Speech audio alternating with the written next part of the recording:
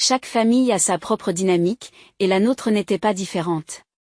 J'avais 29 ans, je travaillais dans ce que ma famille considérait comme un « faux emploi » dans le marketing numérique, et je vivais dans ce qu'ils appelaient un « petit appartement » à l'autre bout de la ville. Mon frère aîné, Marcus, avait un poste d'avocat d'affaires qu'il comprenait, une maison en banlieue qu'il respectait et une femme qui les impressionnait lors des réunions. J'avais appris depuis longtemps à ne pas dévoiler ma situation financière. Lorsque j'ai créé mon agence numérique 3 ans plus tôt, la famille a considéré qu'il s'agissait de « jouer à l'ordinateur ». Lorsque les clients ont commencé à payer des sommes importantes pour des campagnes de médias sociaux et le développement de sites web, je n'ai jamais corrigé leurs suppositions. Lorsque l'entreprise a atteint un chiffre d'affaires annuel de 6 chiffres, puis de plusieurs chiffres, j'ai gardé la même attitude humble qui m'avait protégé de leurs attentes pendant toute mon enfance. Le jeudi précédent Thanksgiving, je passais en revue les rapports trimestriels lorsque mon téléphone a sonné. « Sarah, tu apportes le dessert demain », a annoncé maman sans préambule.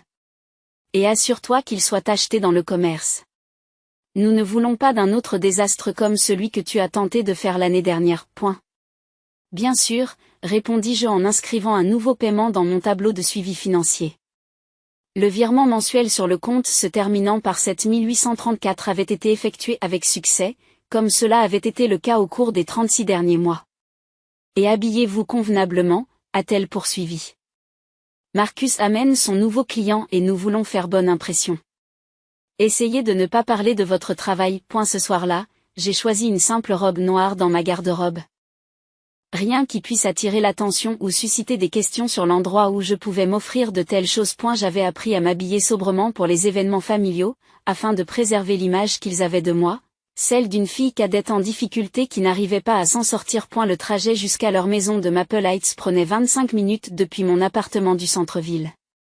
J'avais spécifiquement choisi de vivre en ville, dans un immeuble qu'ils considéraient comme douteux, afin de maintenir leur perception que j'avais du mal à m'en sortir. En réalité, mon loft se trouvait dans l'un des quartiers les plus chers, avec des fenêtres allant de 4 au plafond et une vue sur le fleuve, mais ils ne venaient jamais le voir. J'y suis arrivée à 5h30 précises, portant une tarte à la citrouille de la boulangerie qu'ils préféraient.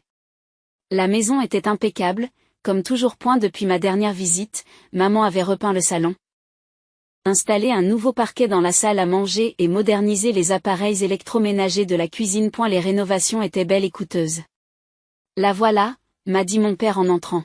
« Notre petite entrepreneuse. » Le mot était empreint d'une douce moquerie, comme il aurait pu décrire le stand de limonade d'un enfant. Marcus se tenait près de la cheminée, vêtu d'un costume qui coûtait probablement plus cher que le loyer mensuel de la plupart des gens, et discutait avec un homme plus âgé et distingué, vêtu d'une tenue tout aussi onéreuse. « Sarah !» appelle Marcus. « Viens rencontrer Monsieur Peterson. Il est en train de réfléchir au marketing de son entreprise. » Monsieur Peterson m'a tendu la main poliment, mais j'ai pu lire le rejet dans ses yeux lorsqu'il a vu ma robe simple et mon apparence discrète. « Enchanté de vous rencontrer. Marcus m'a dit que vous faisiez de l'informatique. »« Quelque chose comme ça, répondis-je avec un sourire.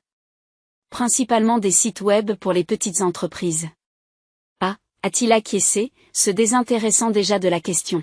« Eh bien, continuez. Tout le monde a besoin d'un hobby. » Marcus rit et ramène la conversation sur des questions juridiques pendant que je me dirige vers la cuisine, où maman orchestre les derniers préparatifs du repas avec une précision militaire. « Mettez la table pour 8, dit-elle, et utilisez la vaisselle de tous les jours pour vous. Gardez la bonne porcelaine pour les invités importants. » Je me suis exécuté sans commentaire, en plaçant le couvert dépareillé qu'elle m'avait désigné au bout de la table.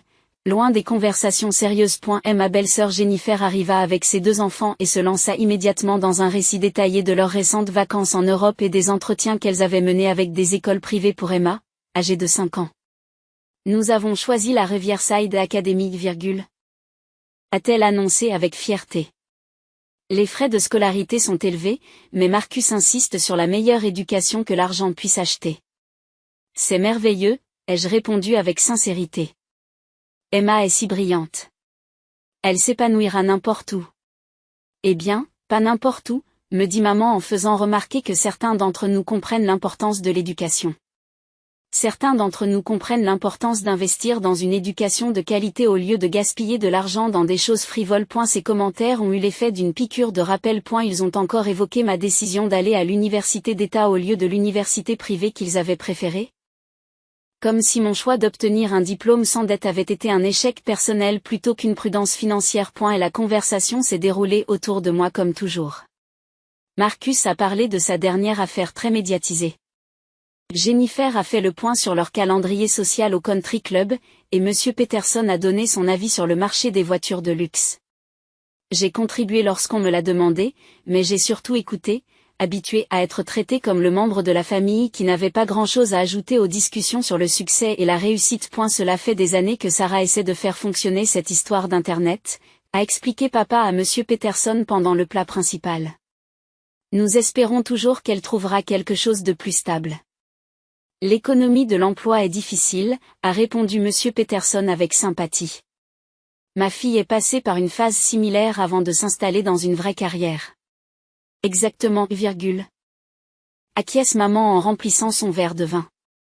Nous avons essayé de l'aider à comprendre que jouer à l'ordinateur n'est pas un mode de vie durable, mais vous savez comment sont les jeunes lorsqu'il s'agit de faire face à la réalité. J'ai pris une autre bouchée de dinde et j'ai acquiescé. Tu as raison. Alors que nous passions au dessert, la conversation a pris une tournure que je n'avais pas anticipée. Maman avait bu du vin pendant tout le dîner et sa langue s'était considérablement déliée. Tu sais ce qui est vraiment gênant, a-t-elle annoncé à la table, car sa fille de 29 ans n'a même pas les moyens de payer son propre loyer. Et la table est restée silencieuse pendant un moment. Jennifer semble mal à l'aise, Monsieur Peterson étudie attentivement sa tarte et Marcus se racle la gorge maladroitement. Maman, dit Marcus à voix basse, peut-être qu'on n'a pas besoin de le faire. Non, c'est bon, poursuit maman en agitant la main d'un air dédaigneux. Sarah sait que nous nous préoccupons de son avenir. N'est-ce pas, chérie? J'ai levé les yeux de mon assiette, croisant son regard légèrement déconcentré. Je lève les yeux de mon assiette et croise son regard légèrement déconcentré. Je veux dire, regardez cette situation objectivement, a-t-elle poursuivi. Marcus subvient aux besoins de sa famille, achète une belle maison, planifie l'éducation de ses enfants. Il contribue à cette famille, nous aide quand nous en avons besoin. Et puis il y a... Elle fait un geste vague dans ma direction. Le père reprend le fil. Ce que ta mère essaie de dire, c'est que nous nous inquiétons de ta stabilité financière. Tu vis dans ce petit appartement, tu conduis cette vieille voiture. Tu travailles dans cet ordinateur qui ne semble pas t'apporter une réelle sécurité. Nous vous avons proposé de vous aider à trouver quelque chose de plus stable. Marcus pourrait probablement vous trouver un poste de débutant dans son cabinet. Un travail de réceptionniste, de classement, avec des avantages sociaux. C'est très gentil, ai-je répondu d'un ton égal. J'apprécie votre sollicitude. Mais toi, tu t'en soucies? La voix de maman s'est légèrement élevée. Parce que, honnêtement, Sarah, ça devient gênant. Quand les gens me posent des questions sur mes enfants, je peux parler du parcours de Marcus, de sa belle famille, de son succès. Mais quand ils me posent des questions sur toi... Elle s'est interrompue en haussant les épaules. Peterson étudiait maintenant activement le motif de son assiette à dessert, souhaitant manifestement être ailleurs. Jennifer coupait de petites bouchées de tarte pour les enfants, évitant de regarder tout le monde dans les yeux. La vérité, dit papa en se penchant en avant avec l'expression sérieuse qu'il arborait lorsqu'il prononçait ce qu'il considérait comme un amour dur, c'est que tu dois arrêter de faire semblant d'avoir du succès et commencer à prendre des mesures concrètes en vue d'une véritable carrière. Tu as 29 ans, poursuit maman. La plupart des gens de ton âge ont une vie bien réglée. Ils ne sont pas encore en train de s'amuser avec des entreprises de loisirs et de vivre comme des étudiants. Marcus intervient enfin. Peut-être pourrions-nous en discuter plus tard, en privé? Pourquoi? Demande maman. Sarah n'est pas une enfant. Elle peut supporter une conversation honnête sur sa situation. Pas toi, chérie? J'ai posé ma fourchette et je l'ai regardée en face. Je pose ma fourchette et la regarde directement. J'apprécie ton honnêteté. Bien, a-t-elle approuvé d'un signe de tête. Parce que franchement, il est temps que tu arrêtes de faire semblant et que tu reconnaisses la réalité. Vous ne pouvez même pas payer votre propre loyer sans vous battre. N'est-ce pas embarrassant pour la famille? Ces mots sont restés dans l'air comme la fumée d'un incendie. Autour de la table, tout le monde était devenu très calme, attendant de voir comment j'allais réagir à ce qui était essentiellement une humiliation publique déguisée en inquiétude. J'ai souri calmement et j'ai pris mon verre d'eau. Tu as tout à fait raison, maman. Je dois absolument faire face à la réalité. Elle a semblé surprise par mon accord facile, comme si elle s'était attendue à plus de résistance. Bon, c'est bien. Je suis contente que tu sois enfin prête à être réaliste sur ta situation. Tout à fait réaliste, ai-je confirmé. Papa a hoché la tête d'un air approbateur. C'est ce que nous aimons entendre. Maintenant, parlons de l'offre de Marcus de t'aider à trouver quelque chose dans son entreprise. J'ai écouté poliment pendant qu'ils exposaient leur plan pour ma réadaptation professionnelle, hochant la tête aux intervalles appropriés et émettant des sons d'accord sans engagement. Peterson a progressivement rejoint la conversation desquelles s'est éloigné du sujet inconfortable de mes échecs apparents. Jennifer a commencé à parler des projets de vacances et la tension à table s'est lentement dissipée. Lorsque j'ai aidé à débarrasser la vaisselle, l'ambiance était redevenue à peu près normale. Maman semblait satisfaite d'avoir enfin réussi à me faire comprendre mon mode de vie irréaliste. Papa semblait soulagé que je comprenne ma situation. Même Marcus semblait satisfait que l'intervention familiale se soit déroulée plus facilement que prévu. Je me suis réveillé vendredi matin dans mon loft du centre-ville. La lumière du soleil traversant les fenêtres du sol au plafond qui offrait une vue panoramique sur l'horizon de la ville. L'espace était peu meublé mais élégant, avec des sols en béton poli et des murs en briques apparentes dont la rénovation avait coûté plus cher que l'achat d'une voiture pour la plupart des gens. Autour d'un café, j'ai ouvert mon ordinateur portable et passé en revue les états financiers du mois précédent. Le chiffre d'affaires avait augmenté de 18% par rapport au trimestre précédent, principalement grâce à 3 nouveaux contrats d'entreprise qui allaient chacun rapporter plus par an que ce que Marcus gagnait dans son cabinet d'avocat. Mon portefeuille d'investissement avait franchi une nouvelle étape, et les flux de revenus passifs généraient suffisamment de revenus mensuels pour couvrir les dépenses annuelles de la plupart des gens. Mais ce matin, je ne me concentrais pas sur les indicateurs de réussite. Je pensais plutôt à la dignité, au respect et à la différence entre quelqu'un qui a de l'argent et quelqu'un qui comprend l'argent. J'ai décroché mon téléphone et j'ai composé le numéro familier. Service clientèle de Wells Fargo. C'est Rebecca. Comment puis-je vous aider aujourd'hui? Bonjour Rebecca, c'est Sarah Chin. J'ai besoin d'annuler un virement récurrent de mon compte professionnel.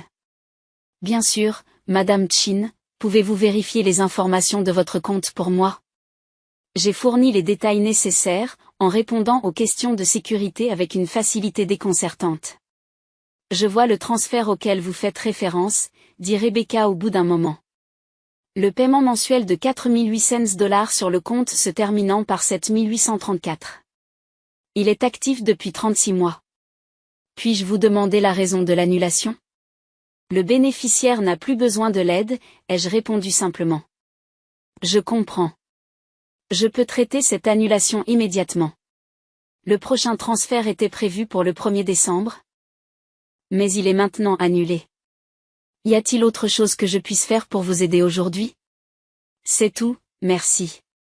J'ai raccroché et je me suis assis dans mon fauteuil en regardant la ville en contrebas.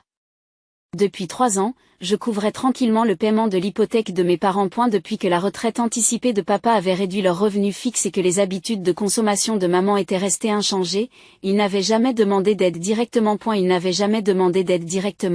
Mais j'avais remarqué le stress dans leurs conversations sur l'argent, la façon dont ils avaient cessé de parler de certaines dépenses, les petites économies qu'ils avaient commencé à faire. J'avais donc simplement commencé à effectuer les paiements, en les faisant transiter par un compte qui ne remonterait pas jusqu'à moi, assurant ainsi leur stabilité financière tout en préservant leur fierté. Cela m'avait semblé être la meilleure chose à faire à l'époque. 3 ans de paiement, $172 800, transférés tranquillement de mon compte professionnel à leur entreprise, leur permettant de garder la maison qu'ils aimaient tout en croyant qu'ils se débrouillaient seuls. 3 ans à les écouter s'inquiéter de ma stabilité financière alors que je subventionnais la leur.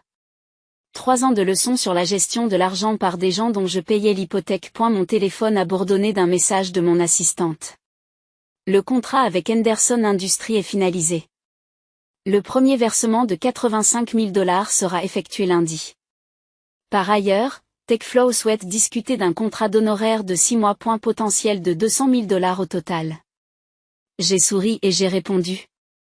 Programmer l'appel de TechFlow pour mardi et repousser la réunion avec Wilson à la semaine prochaine. Je me suis ensuite préparé une deuxième tasse de café et je me suis installé pour travailler sur la campagne Morrison, un projet qui rapporterait plus que ce que mes parents avaient payé pour leur maison lorsqu'ils l'ont acheté il y a 15 ans. Vers midi, mon téléphone a commencé à sonner. J'ai ignoré le premier appel lorsque j'ai vu le nom de maman sur l'écran, pensant qu'elle voulait poursuivre notre conversation de la veille sur mes perspectives de carrière. Le deuxième appel est également tombé sur la boîte vocale. Au troisième appel, j'étais assez curieuse pour répondre. Sarah. La voix de maman était plus aiguë que d'habitude, avec une pointe de panique qui a immédiatement attiré mon attention. Merci, mon Dieu. J'ai essayé de te joindre. Qu'est-ce qu'il y a? Je viens de recevoir un appel étrange de la société de crédit immobilier. Ils disent que notre paiement automatique a été annulé.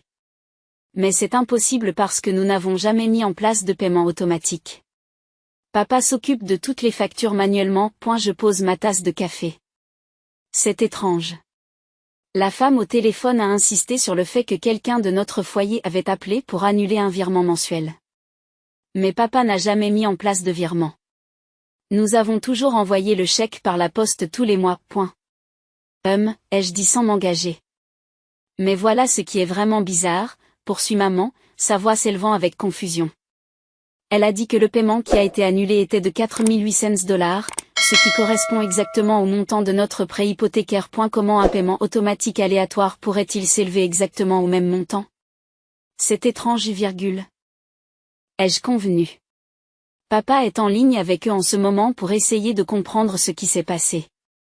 Ils disent que le paiement provient d'un compte professionnel depuis 3 ans. Mais cela n'a aucun sens. Quelle entreprise paierait notre hypothèque au hasard? J'entendais la voix de papa en arrière-plan, de plus en plus agitée au fur et à mesure qu'il parlait avec le service clientèle. Sarah, c'est vraiment étrange. Le moment est aussi bizarre, juste après notre conversation d'hier sur la responsabilité financière. C'est une drôle de coïncidence. Les coïncidences arrivent, ai-je répondu avec modération. Mais $4,800, Sarah. Pour 3 ans. Je pouvais presque l'entendre faire le calcul. Cela fait $70,000. Quel genre d'entreprise paie au hasard l'hypothèque de quelqu'un pendant 3 ans? La voix de papa, en arrière-plan, se fait de plus en plus forte. J'ai saisi des fragments, pas d'autorisation, jamais de demande. Et nécessité d'enquêter immédiatement. Maman, lui dis-je gentiment, tu devrais peut-être te concentrer sur ta situation hypothécaire à venir. Qu'est-ce que tu veux dire? Je veux dire que si quelqu'un vous aidait à payer votre hypothèque et que maintenant ce n'est plus le cas, vous devrez vous arranger pour couvrir ce paiement vous-même. Il y a eu une longue pause. Sarah, savez-vous quelque chose à ce sujet? Je sais que les paiements hypothécaires ne se font pas tout seuls, ai-je répondu. Et si vous avez bénéficié d'une aide dont vous n'étiez pas conscient, vous devez vous organiser en conséquence maintenant que l'aide a cessé. Une pause plus longue cette fois. En arrière-plan, la voix de papa s'est tue. Sarah, dit lentement maman, ce compte d'entreprise, tu ne penses pas qu'il aurait pu l'être? Ça aurait pu être quoi? Je veux dire, tu travailles avec des comptes d'entreprise, n'est-ce pas?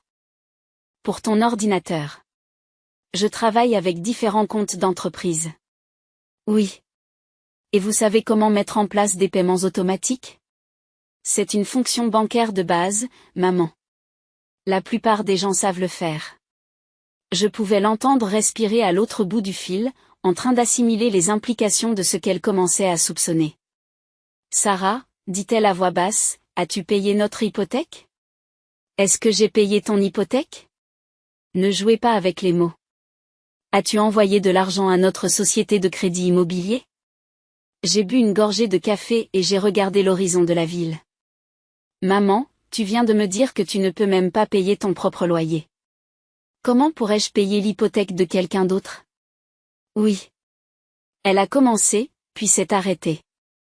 Mais Sarah, si tu étais, je veux dire, hypothétiquement, si tu avais été, maman, dis-je doucement, je pense que tu dois te concentrer sur ce qui va se passer. et non sur ce qui aurait pu se passer avant.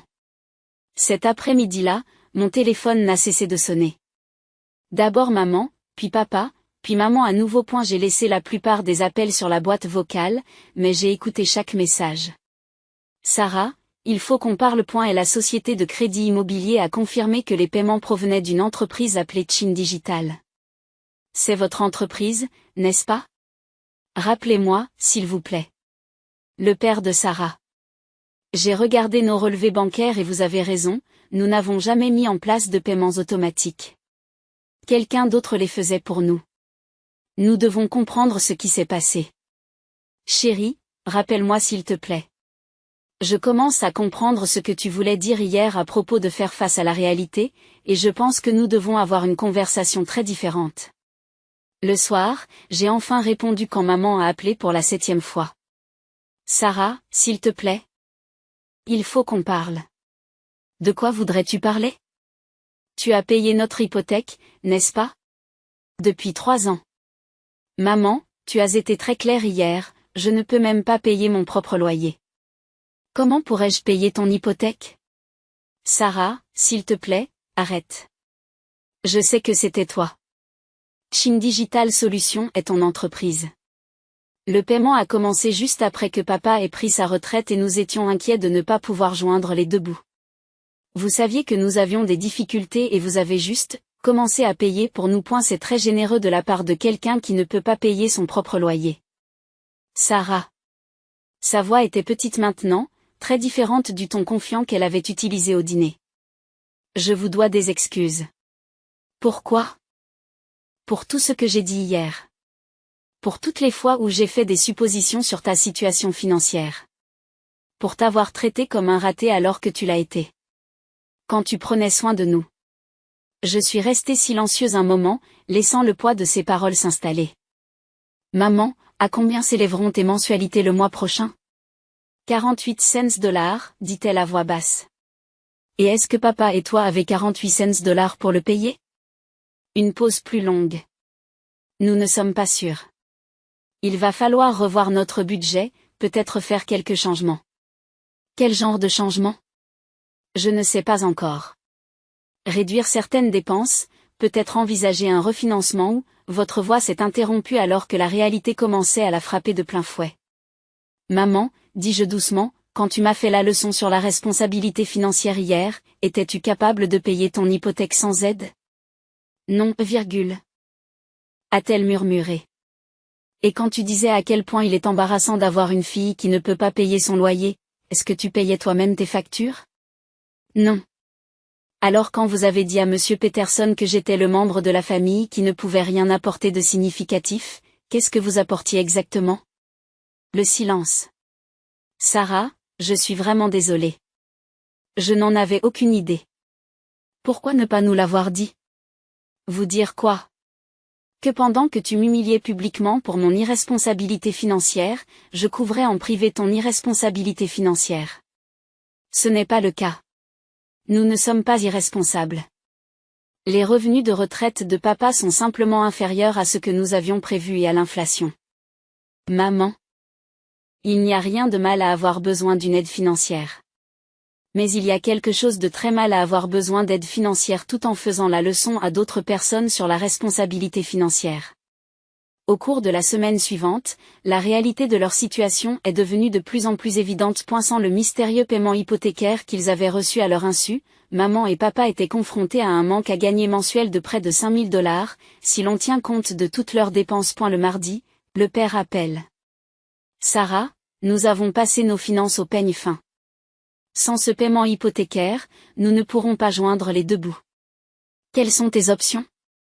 Nous ne sommes pas encore sûrs. Nous pourrions peut-être contracter un prêt hypothécaire pour couvrir la différence, ou envisager un refinancement, mais notre ratio revenu-dette n'est pas très bon pour obtenir un accord. Et si nous réduisions nos dépenses? Nous y réfléchissons aussi. Maman parle déjà d'annuler certains abonnements et de réduire les dépenses d'épicerie. Mais même avec des réductions importantes, nous sommes toujours à court d'argent. Et si on demandait de l'aide à Marcus? Il a l'air de bien s'en sortir financièrement. Nous lui en avons parlé. Il est prêt à nous aider, mais 4 800 $ par mois, c'est plus que ce qu'il peut gérer avec sa propre hypothèque et les dépenses des enfants. Je vois. Sarah, je sais que nous n'avons pas le droit de te le demander, surtout après la façon dont nous t'avons traité, mais y a-t-il un moyen pour que tu puisses continuer à nous aider? Peut-être pourrions-nous trouver un arrangement et vous rembourser lorsque nous serons dans une meilleure position. J'étais assis dans mon bureau, en train d'examiner une proposition de contrat d'une valeur supérieure à celle de leur maison. Papa. Tu te souviens de ce que maman a dit hier sur le fait que je ne peux même pas payer mon propre loyer? Monsieur, s'il vous plaît. Nous savons que nous avons eu tort. Nous sommes désolés. Je sais que vous êtes désolé.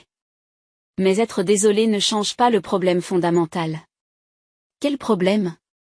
Le problème, c'est que pendant 3 ans, vous avez reçu une aide financière que vous n'avez pas reconnue, que vous n'avez pas appréciée et que vous n'avez même pas reconnue. Pendant ce temps, vous avez reproché à la personne qui vous apportait cette aide d'être financièrement irresponsable. Nous ne savions pas que c'était vous. Mais vous saviez que quelqu'un vous aidait, n'est-ce pas? Le calcul devait fonctionner d'une manière ou d'une autre. Vos dépenses étaient couvertes par des revenus que vous n'aviez pas une autre pause. Nous avons réfléchi. Nous avons pensé que la pension de papa était peut-être plus élevée que nous ne le pensions ou que nous nous débrouillions mieux que nous ne le pensions. Papa, pensais-tu vraiment que tu étais devenu meilleur dans la gestion de ton argent, ou ne voulais-tu tout simplement pas regarder de trop près ce que donnaient les chiffres? La vérité, papa, c'est que tu étais heureux d'accepter de l'aide tant que tu n'avais pas à reconnaître d'où elle venait ou à en être reconnaissant. Dès que tu as dû faire face au fait que ta fille te soutenait financièrement, c'est devenu un problème. Marcus a appelé vendredi. Saro, il faut qu'on parle de maman et papa. Qu'est-ce qu'ils ont? Ils paniquent à cause de l'hypothèque. Ils m'ont demandé de les aider, mais honnêtement, je ne peux pas assumer 4 800 $ par mois en plus de mes propres dépenses. Jennifer et moi avons fait les comptes et ce n'est tout simplement pas faisable à long terme. Cela semble être une position difficile. Sarah, je sais ce que tu as fait. Je sais que tu as payé leur hypothèque pendant 3 ans. Ils vous l'ont dit? Ils n'ont pas eu à le faire. Chin Digital Solutions, le compte de l'entreprise, le moment où le paiement a commencé. C'est manifestement vous. Et où voulez-vous en venir? Ce que je veux dire, c'est que vous êtes clairement en mesure de les aider et qu'ils ont désespérément besoin d'aide. Je m'adosse à ma chaise. Marcus, au dîner de Thanksgiving, qu'as-tu dit quand maman m'a humilié publiquement à propos de ma situation financière? Je lui ai dit que nous devrions peut-être en discuter en privé. Mais tu n'as pas corrigé ces hypothèses sur mes finances. Je n'étais pas au courant de tes finances. Vous saviez que je ne vivais pas comme quelqu'un qui avait du mal à payer son loyer. Tu savais que mon appartement était situé dans un quartier cher. Tu savais que je m'habillais bien quand je le voulais. Vous saviez que je dirigeais une entreprise qui générait clairement des revenus. Je suppose que j'ai juste pensé. J'ai pensé ce qu'il était pratique de penser. Tout comme maman et papa ont pensé ce qu'il leur convenait de penser. Sarah, ce n'est pas juste. Ce qui n'est pas juste, c'est de rester assis pendant que vos parents humilient publiquement votre sœur parce qu'elle est financièrement irresponsable alors qu'elle subventionne leur style de vie depuis 3 ans. Marcus reste silencieux pendant un moment. Tu as raison. J'aurais dû parler plus fort. Oui. Tu aurais dû. Mais ils ont vraiment besoin d'aide maintenant. Et j'avais vraiment besoin de soutien lors de ce dîner. Mais le soutien est quelque chose que l'on donne aux membres de la famille, pas quelque chose que l'on prend. Qu'est-ce qui se passe maintenant? Ils perdent la maison. Marcus, ce qui se passe maintenant, c'est qu'ils sont confrontés à la même réalité financière que tous les autres adultes. Ils doivent s'assurer que leurs dépenses ne dépassent pas leurs revenus. Mais tu pourrais les aider. Je pourrais. Mais la question est de savoir si l'aide est quelque chose que l'on donne aux gens qui nous respectent ou quelque chose que l'on donne aux gens qui ne nous respectent pas. Ce week-end-là, j'ai pris une décision. J'ai rédigé un courriel à l'intention de mes parents et de Marcus. Maman, papa et Marcus, je veux être clair sur la situation à venir. Au cours des 3 dernières années, j'ai payé votre hypothèque à partir de mon compte professionnel. Ce n'était pas un prêt. C'était un cadeau, fait par amour et par respect pour vous, mes parents. Le montant total s'élevait à 172 800 $. J'ai cessé d'effectuer ces paiements parce que jeudi soir, vous avez clairement indiqué que vous me considériez comme un fardeau financier et une source d'embarras pour la famille. Vous avez spécifiquement déclaré que je ne pouvais pas payer mon propre loyer et que mon style de vie était irréaliste et insoutenable. Je me rends compte que continuer à soutenir financièrement des personnes qui ont une si piètre opinion de mes capacités financières serait incompatible avec votre évaluation de ma situation. À l'avenir, vous devrez prendre des dispositions pour couvrir vous-même vos paiements hypothécaires. Si vous avez besoin d'aide pour comprendre vos options, je vous recommande de consulter un conseiller financier. Je vous souhaite le meilleur pour résoudre votre situation financière. Tor. J'ai lu le courriel 3 fois avant de l'envoyer. Il était professionnel, clair et définitif. Mon téléphone a commencé à sonner 20 minutes après que j'ai appuyé sur envoyer. Je l'ai laissé tomber sur la messagerie vocale. Sarah, s'il te plaît, on peut arranger les choses. Nous comprenons maintenant à quel point nous nous sommes trompés. Rappelle-nous, s'il te plaît. L'appel suivant était celui de Marcus. Sarah, c'est de la folie. Pour tes parents, tu ne peux pas les couper comme ça.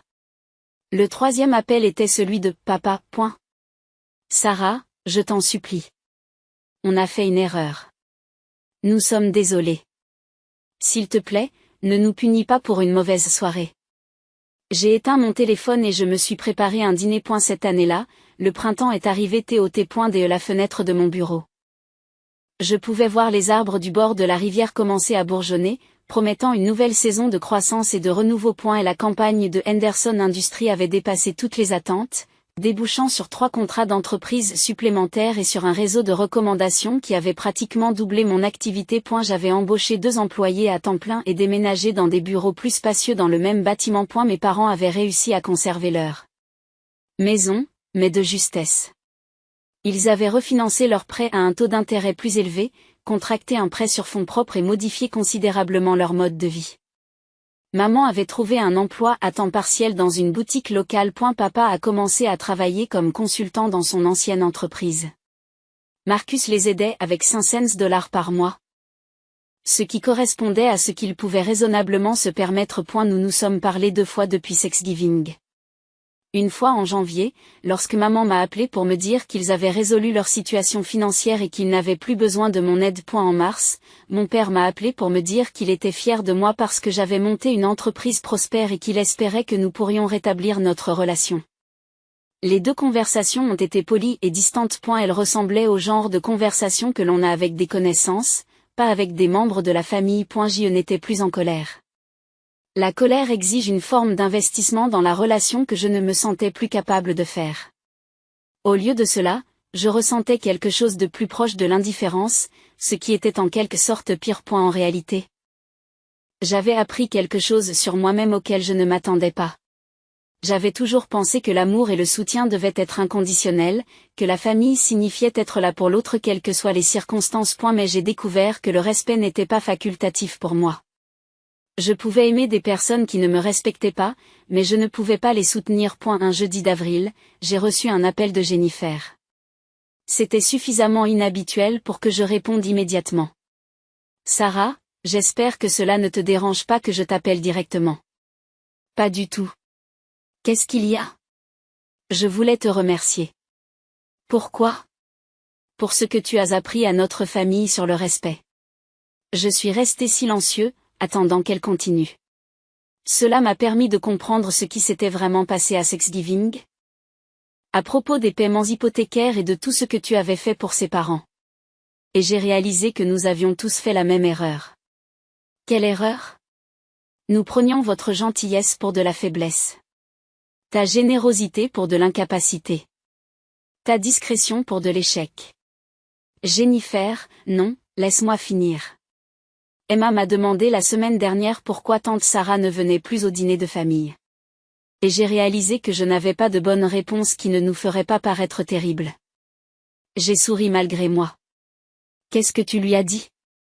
Je lui ai dit que parfois les adultes font des erreurs qui blessent les gens qu'ils aiment, et que parfois ces erreurs ont des conséquences qui durent plus longtemps que prévu. C'est une bonne leçon pour un enfant de 5 ans. C'est une bonne leçon pour nous tous. Sarah, Marcus et moi aimerions vous inviter à dîner un jour. Juste nous et les enfants. Pas d'ordre du jour, pas de drame familial. Juste l'occasion d'apprendre à mieux se connaître. J'ai réfléchi un instant. J'aimerais bien. Bien, et Sarah? Ce que tu as fait, arrêter les paiements, les mettre face à la réalité. C'était la bonne chose à faire. Ils avaient besoin de comprendre ce qu'ils avaient perdu. Après avoir raccroché, je me suis assise dans mon bureau et j'ai regardé la ville. Jennifer avait raison sur un point. Il y avait des leçons à tirer pour tout le monde. Pour mes parents, la leçon portait sur la gratitude, le respect et la différence entre soutenir quelqu'un et lui donner les moyens d'agir. Pour Marcus, la leçon portait sur la nécessité de défendre les membres de la famille qui méritent d'être soutenus, même lorsque c'est inconfortable. Pour moi, la leçon portait sur les limites.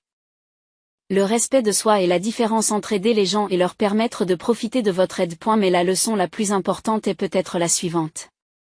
Un soutien financier sans soutien émotionnel n'est qu'une transaction commerciale. Et les transactions commerciales peuvent être annulées à tout moment. J'ai pris mon téléphone et j'ai rappelé Jennifer. Que diriez-vous d'un dîner samedi soir? Parfait, dit-elle.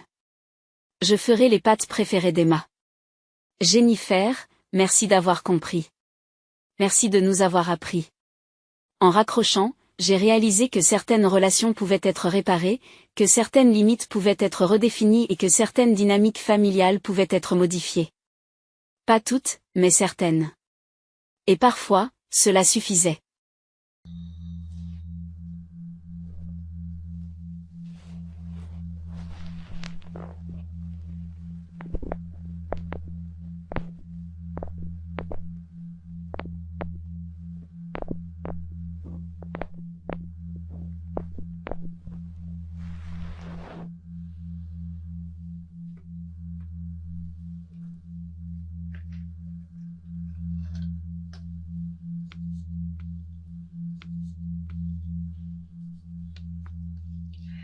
Noise cancelling headphones. I'll block out everything that isn't the brain meltdown. Give your brain a moment to just really